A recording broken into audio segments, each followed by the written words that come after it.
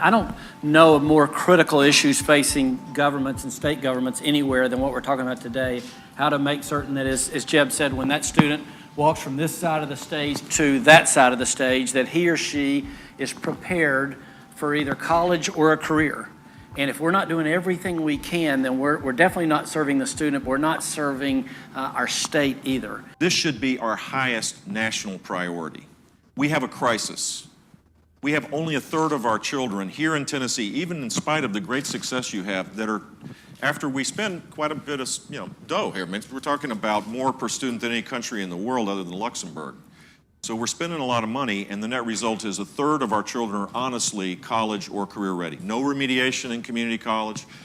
They go to college or that they're career ready. And that is not acceptable. We're not going to be able to be competitive. So the role of the federal government can be limited, but we should not then assume that this should not be a national priority. The question is, what should states be doing? I mean, the ones who are changing, the way Jeb led in Florida and the way Bill leads here, are focusing on higher standards, better tests,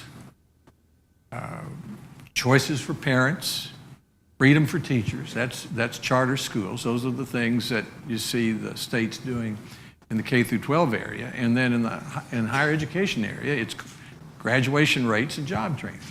And if you add all those things up together, no state's ahead of Tennessee in terms of where you're headed. Yesterday I was out speaking to teachers all across the state and was in Henderson County, Lexington, Tennessee, sitting with a group of about 15 teachers, and there's one teacher who'd been teaching for 30 plus years.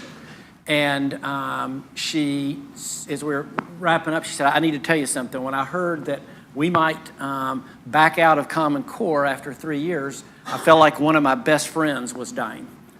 I said, well, that's kind of dramatic. She said, well, I have kids that I always wondered what was going to happen to them. And those kids now are making the kind of progress that I have a whole different level of confidence around their future. And so the issues that we're talking about are critical, and the decisions that we work on every day matter for the long term.